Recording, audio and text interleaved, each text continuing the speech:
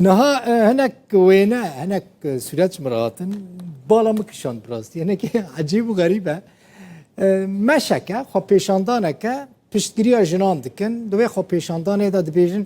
ظلمال دجی جنه yani cahiliyete yani cevak vedgerine serdema cahiliyete ef normal hatta naha çinne normale دوی خو پیشاندانه دا جنتنه همو کسی که خو پیشاندانه دا لحسکی چی بویه hazır buna serkeşiya xo peşandanê dikin jinan kêm dibînî hema min nedît bi rastî hemû zilamın maşallah binêrin hinek van dîmena binêrin dîmenê pir gerîb in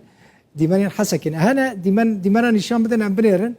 ev xo peşandan û mîtînga ji bo parastina mafên jinan e ev dîmenek fotoyek wê niha fotoyên din jî hevin hemû kesên ku divê xo peşandana parastina mafên jinan da jin tune ne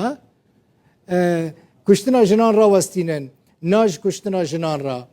jin tune ne hemû kesên dibêjin kuştina jinan vegere ji bo dema cahiliyetê ev jî dîmenekî din e camêrekî rakiriye jinan dîsa vê xwe pêşandanê da nabînin ev jî dîmenekî din e dê wê xwe pêşandanê ye hemû zilamin di xwe pêşandanê da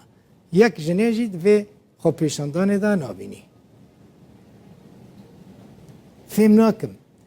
meş xo peşandan ji bu parastina mafê jinê çê dibe lê jin tê de tune ne nizanim çima erê edî gihîştim dawiya bû